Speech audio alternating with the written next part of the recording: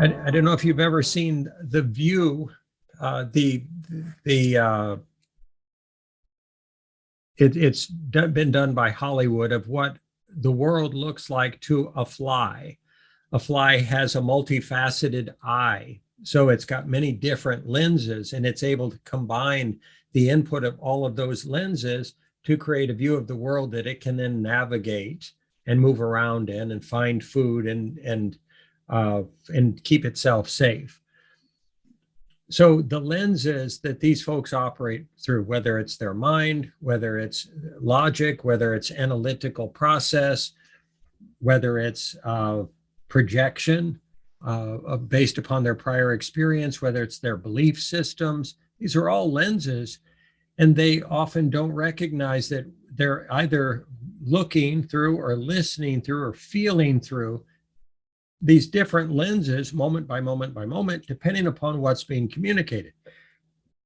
So the lenses that they're being conditioned to see life through, they've already got the lenses they were conditioned by their parents, by society, by their prior lifetimes. Those are lenses. And simultaneously, just as in any profession, there are a set of lenses that are being prescribed. So a surgeon's lenses would be different than a computer programmer's lenses compared to a lawyer's lenses or a police officer's lenses. Does it make sense that each of these sets of lenses are conditioned in interpretive devices that inform them of necessary information for decision making and action taking? Simultaneously, they obscure and create a set of blinders, which kind of shaves all the corners off of anything that they experience that doesn't map to their pre-existing methodologies or capacities to process information.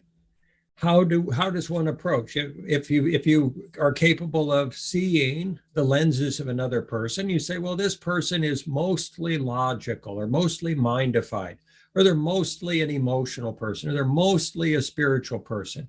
And so they'll be able to hear much of my message as long as I couch it in these terms or define it within these parameters. And I stay in rapport with their capacity to receive. Now, they're not going to get the whole message, and we get that. And being patient and tolerant with people is vitally important. Loving them and accepting them in every moment of their evolution, as you would. A 5-year-old is not going to be able to receive a message from you the way a 10-year-old or a 15-year-old or a 20-year-old or a 40 or 50-year-old person is going to be able to receive the message.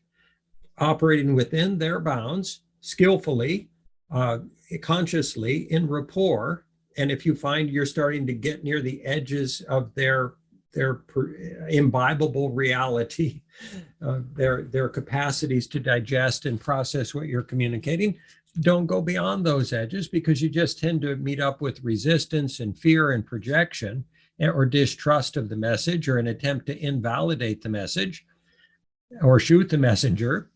And that said, for example, if you were speaking of the taproot, you don't have to say taproot. You could say predatory, survivalistic, biological drives of all animals in our world, and feeding tendencies of all animals tend to color our process.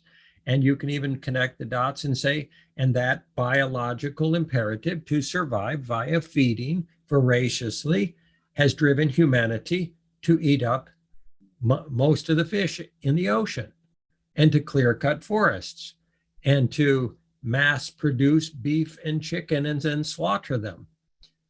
Now, those are undeniable. I mean, anything can be denied. In most audiences, those would be undeniable dynamics.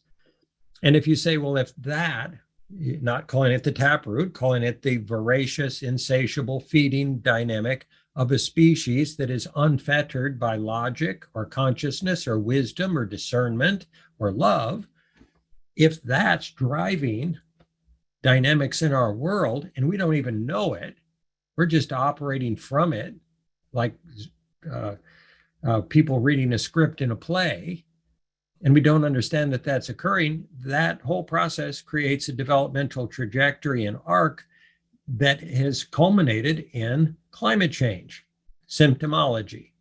So we would suggest that climate change is a symptom of the taproot.